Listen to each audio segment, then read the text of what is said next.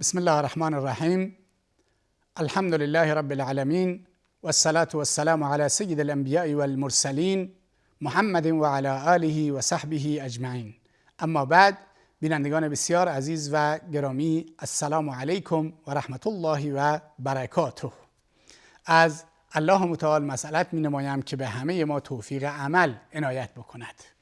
امروز در رابطه با حکم طلب علم و حکم علم خوندن رو، به ویژه علم شرعی و علم دینی رو خدمت شما بیان میکنیم. ما در جلسات گذشته گفتیم یکی از اون مسائلی که باعث سعادت انسان میشود علم و دانش هست.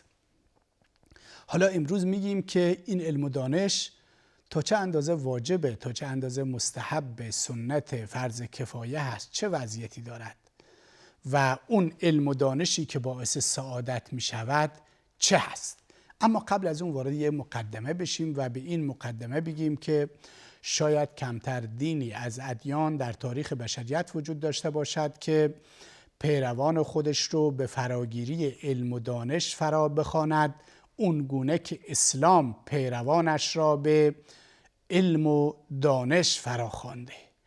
از اون ابتدای خلقت و آفرینش، بعد از این که الله متعال آدم علیه السلام را آفرید، فرمود و علم آدم الاسماء کلها، و الله متعال به آدم علیه السلام همه اسمها رو آموخت و یاد داد. و این گونه خداوند به ما به عنوان بنی البشر و به عنوان فرزندان انسانها میگوید که به دنبال علم و دانش بروید. بعدش وقتی که خدا میخواد توحید و یکتاپرستی رو برای ما بگه، میفرماید فاعلم انه لا اله الا هو، بدان که هیچ معبود به حقی به جز الله متعال وجود ندارد. و اینها علم و دانش هستند. و ما خلقت الجن والانس الا لیعبدون، و ما جن و انس رو نیافریدیم مگر اینکه پرستش بکنند ما رو. پرستش چگونه می شود؟ با علم و دانش می شود. بدون علم و دانش پرستش نمی شود. تا کسی بلد نباشه چطوری نماز بخونه، چطوری روزه بگیره، چطوری زکات بده، چطوری روزه بگیره، چگونه میخواهد اون عبادتی رو که الله متعال به عنوان فلسفه خلقت و آفرینش ذکر کرده چگونه میتونه انجام بده. واقعیت این هست که نمیتونه. در نتیجه در اینها نیاز به علم و دانش داریم. و خب جایگاه علم و دانش و فضیلت علم و دانش رو ما در جلسات گذشته گفتیم. و همینطور الله متعال میفرماید ولا تقف ما لیس لك به علم ان السمع والبصر والفؤاد كل اولئک کان عنه مسئولا. به ما گفته بدون علم و دانش موضع‌گیری نکنید، صحبت نکنید. اگر نسبت به مسئله شناخت ندارید، در اون زمینه صحبت نکنید. یا ایها الذین آمنوا لم تقولون ما لا تفعلون، چرا حرفایی میزنید که انجام نمیدید؟ این علم و دانش مهم هست. کبر مقتا عند الله ان تقولوا ما لا تفعلون، گناه بزرگی است که در واقع شما کارهایی رو انجام بدید و حرکتهایی رو بکنید که صحبتهایی رو بکنید که خودتون نمیدونید. پس علم مهم هست، دانش مهم هست. ولی سوالی که مطرح میشه این هست که چقدر مهم هست، چقدر از علم و دانش در واقع واجب هست. ما باید بگیم که علم و دانش بر دو نوع هست، یا واجب کفایی است و یا واجب عینی است. واجب عینی معنیش این هست که هر شخص موظف هست که اون اندازه علم و دانش رو داشته باشد. و واجب کفایی معنیش این هست که اگر در میان امت اسلامی تعدادی وجود داشته باشند که به اندازه نیازهای برآورده ساختن پرسش‌ها و نیازهای مسلمانان علم و دانش داشته باشند، کفایت می‌کند. دیگه نیازی نیست که همه امت اسلامی فقیه و عالم و دانشمند باشند. این کفایی است. اما کدوم اندازه در واقع واجب عینی است؟ مسائل اعتقادی، اینی که آدم توحیدشو بدونه. تک تک مسلمانان باید توحید یکتاپرستی رو بفهمند. تک تک مسلمانان باید اصول اعتقادی رو بفهمند. یعنی اگر از یک مسلمان بپرسند که ارکان ایمان چند تا هست، باید بدونه. الایمان ان تؤمن بالله و ملائکته و کتبه و رسله و الیوم الاخر و القدر خیره و شره. این ارکان ایمان هستند. ایمان به الله متعال، ایمان به فرشتگان، ایمان به پیامبران، ایمان به کتاب‌های آسمانی و ایمان به قضا و قدر الهی. اینها رو باید بدونه. وقتی بگن ارکان اسلام چند تا هستند، بداند که نماز و روزه و زکات و حج، ارکان توحید و لا اله الا الله محمد رسول الله و نماز و روزه و زکات و حج، اینها ارکان اسلام هستند. اگر مشغول تجارت هست، خرید و فروش هست، فرض هست بر اون شخص، واجب عینی است بر اون شخص که بداند که چه خرید و فروش های حلال هستند و چه خرید و فروش های حرام هستند، تا اینکه در حرام واقع نشود. مسلمان روزه میگیرد، باید احکام روزه رو بلد باشه، ارکان روزه رو بلد باشه. مسلمانی که صاحب نصاب هست و زکات باید بدهد، فرض عین و واجب هست که بدوند که زکات رو از چقدر مال زکات بده و چه اندازه باید زکات بده. اینها واجب هستند و اگر انسان این واجبات ندونه، سعادتش در خطر هست. سعادت دنیوی و اخرویش در خطر هست.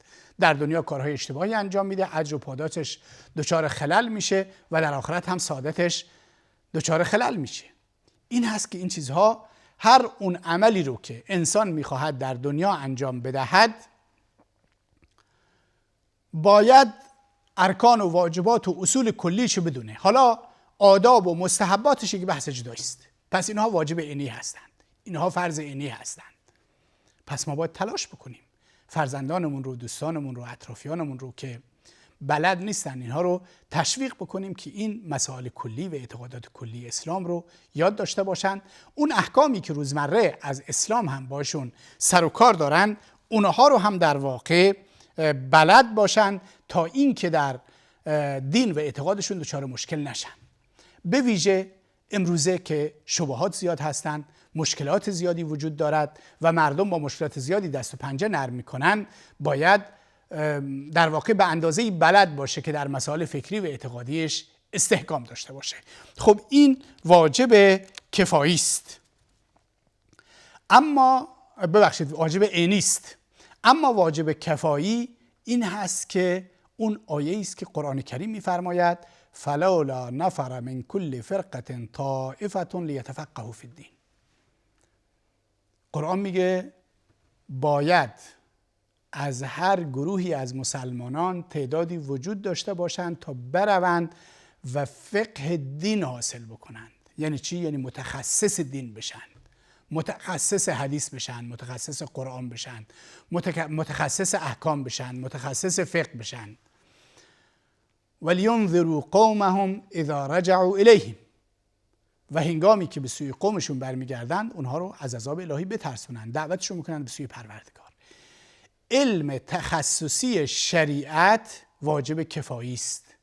یعنی اگر از یک قوم، یک ملت تعدادی بروند و عالم بشوند و برگردند، اون فرضیت از گردن دیگران ساقط می شود و اون قوم و مردم هم باید جایگاه علم و علما و دانش رو بشناسند و بدونند که در واقع اینها زحمتی کشیدند که واجب کفایی از اونها ساقط شده و امروز باید بهش عمل بکنند. پس این علم بر همه امت واجب عینی نیست. علم تخصصی که مسائل ریز و مسائل کوچک و مسائل اختلافی و همه این چیزها رو در واقع نسبت به شناخت داشته باشه، این واجب کفایی است. و ما به عنوان مسلمان و به عنوان مؤمن باید بدونیم و مواظب باشیم که در واقع از یک طرف اون علم و دانشی رو که واجب عینی است یاد بگیریم. و پیامبر اکرم صلی الله علیه وسلم در اون حدیثی که فرمودند که طلب العلم فریضة علی کل مسلم و مسلمه فراگیری علم و دانش بر هر زن و مرد مسلمان واجب است اشاره به این واجب عینی دارد. یعنی اون عباداتی رو و کارهایی رو که ما نیاز داریم باید فرا بگیریم و اونی که پیامبر خدا صلی الله علیه و سلم فضایل زیادی رو برای علم و دانش هم گفتن این هست که این علم و دانش در میان امت نمیرد و از بین نرود. و من اینجا یادآوری بکنم که امروزه متاسفانه در جوامع ما اهمیت علم و دانش تا حد زیادی کم شده. مردم به دنبال کارهای دنیوی بیشتر میرند، به علم و دانش کمتر میپردازند و این خودش باعث چی شده؟ انحراف شده در امت اسلامی.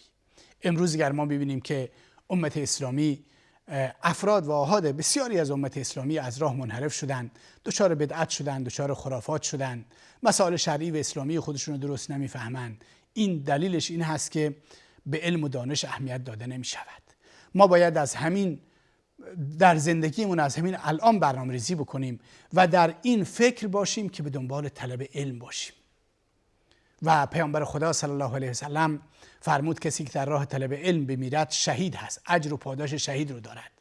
چه اشکالی دارد ما در همین کارهای روزمره‌ایمون که انجام میدیم روزانه یک حدیث بخونیم، گوش کنیم از علما، شرحش رو، توضیحش رو، یک سخنرانی، یک درس، کتاب‌هایی که به زبان فارسی وجود دارد از اونها یک حدیث رو با شرحش بخونیم، یک آیه رو با تفسیرش بخونیم، بخشی از سیرت پیامبر اکرم صلی الله علیه و سلم رو بخونیم، بخشی از زندگی صحابه پیامبر اکرم صلی الله علیه و سلم رو بخونیم، یک بابی از ابواب فقهی رو در باب وضو بخونیم. درسته شاید ما ارکان وضو رو درست انجام میدیم و واجب هست که یاد بگیریم، اما به مستحبات وضو، به اون چیزی که باعث آرایش می شود در وضو، در نماز، در زکات، در حج، در عبادات، به این سمت و سو حرکت بکنیم و روزانه چیزی یاد بگیریم تا اینکه اون لحظاتی که انسان از این دنیا می رود جزو کسانی در واقع باشد که به دنبال طلب علم و دانش هست و این برای انسان سعادت می آورد. و علم و دانش هست که باعث می شود که هر روز انسان نسبت به دیروزش بهتر باشد و پیشرفت بیشتری داشته باشد. حالا میموند این بحثی که آیا علما این بحث رو هم مطرح کردند که حالا علم و دانش شرعی که گفتیم فرض عین و فرض کفایه هست، علوم دنیوی چی؟ علوم دنیوی هم همینطوری هستند. بعضیا فرض عین هستند و بعضیا فرض کفایه هستند.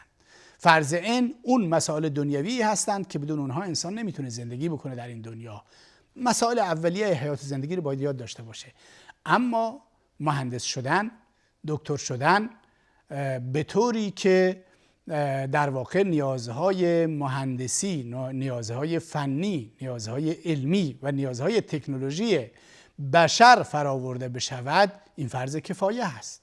یعنی باید در میان امت اسلامی افرادی وجود داشته باشند که پزشک بشن، افرادی وجود داشته باشند که مهندس بشن، افرادی وجود داشته باشند که علم و فن و تکنولوژی یاد بگیرند، مسائل دفاعی یاد بگیرند تا مسلمانان در برابر دیگران کم نداشته باشند. نکته‌ای که امروز ما عقب افتادیم، نکته‌ای که متاسفانه مسلمانان در روزگار ما کمتر بهش توجه میکنند و اگر این کار نکردیم همه گناهکار میشن.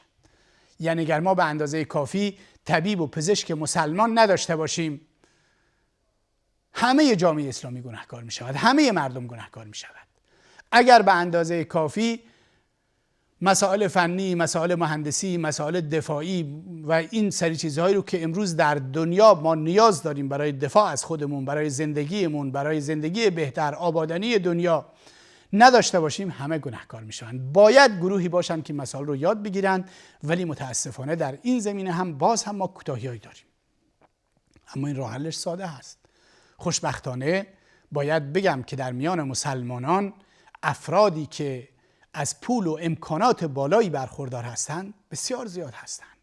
اینها باید همت آستین رو بالا بزنند و افرادی رو به عنوان دانشجو بهشون کمک بکنند، همکاری بکنند تا این افراد بتونند برند علم و دانش بخونند و این فرض کفایی از گردن امت ساقط بشود.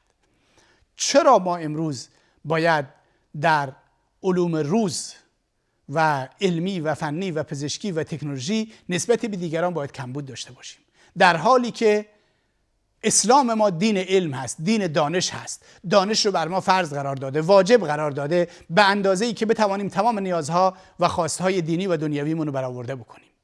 این دلیل بر این هست که ما فاصله گرفتیم از فرمایشات قرآن کریم، از فرمایشات سنت پیامبر اکرم صلی الله علیه و سلم. اگر الله متعال نخستین آیاتی رو که بر پیامبر ما نازل می‌کند، اقرأ بسم ربک الذی خلق، در مورد خواندن هستند و در مورد یادگیری هستند و در مورد فراگیری هستند و پیامبر اکرم صلی الله علیه و سلم در تمام حیات مبارکش مردم رو تشویق به خواندن، تشویق به نوشتن، تشویق به فراگیری و فراگیری علم و دانش کردن، چرا ما باید عقب بیفتیم و چرا ما امروز نباید بتوانیم در جامعهمون نیازها و خواسته های جامعه رو برآورده بکنیم؟ با این همه فضیلتی که علم و دانش نزد ما داره و ما معتقد به این هستیم که علم و دانش باعث سعادت ما در دنیا و آخرت می شود. حالا عرض کردم علم و دانش دینی به صورت ویژه و خاص و علم و دانش دنیوی هم قطعا این گونه هست. برای ما به شرط اینکه درست استفادهش بکنیم باعث سعادت می شود، باعث رفاه می شود، باعث آسایش می شود. و دین مبین اسلام برخلاف اونگونه که برخی تصور میکنند که تلاشش این هست که فقط انسانها در آخرت به سعادت برسند و به دنیا توجهی ندارد، اصلا اینگونه نیست، بلکه مسیر آخرت از دنیا میگذرد. راه سعادت آخرت از راه سعادت دنیا میرسد. اینی که انسان در دنیا هم با آبادانی دنیا بپردازد و این وظیفه انسان هاست. و پیامبر اکرم صلی الله علیه و سلم در اون حدیث صحیح فرمودند که اگر شما یک شاخه درخت رو در دست دارید و گفتند الان آخر زمان برپا می شود، شما اون شاخه درخت رو بکارید. یعنی اینی که اسلام تبلیغ می کند و اسلام گفته انسان می میرد با آخرت می رود و آخرت مهم هست، معنیش نیست که دنیا اهمیت نداره. نه، ما در دنیا هم مکلف هستیم تا اون جایی که توان داریم برای آبادانی دین و دنیایمون تلاش بکنیم و این باعث اجر و سعادت در دنیا و آخرت می شود. پس خلاصه مطالبمون رو اینگونه خدمت شما بینندگان عزیز جمع بکنیم که اون علم و دانش بر دو نوع هست. بعض قسمتی ازش فرض عین هست و قسمتی فرض کفایه هست. فرض عین اعتقادات هستند، مسائل اعتقادی هستند که فرض عین هستند. کارهای روزمره‌ای که هر مسلمان انجام میده مانند نماز، روزه، زکات، حج، دانستن اینها، روش انجام اینها فرض عین هست. و علم تخصصی، فقیه شدن، عالم شدن، دانشمند شدن و ریز مسائل دونستن فرض کفایه هست. به این معنی که اگر بخشی از مسلمانان انجام بدن، این علم رو بخونند، از دیگران ساقط میشه. از اینی که ما رو همراهی کردید در این جلسه از شما تشکر میکنم. تا جلسه دیگر و وقت دیگر، خدا یار و نگهدار.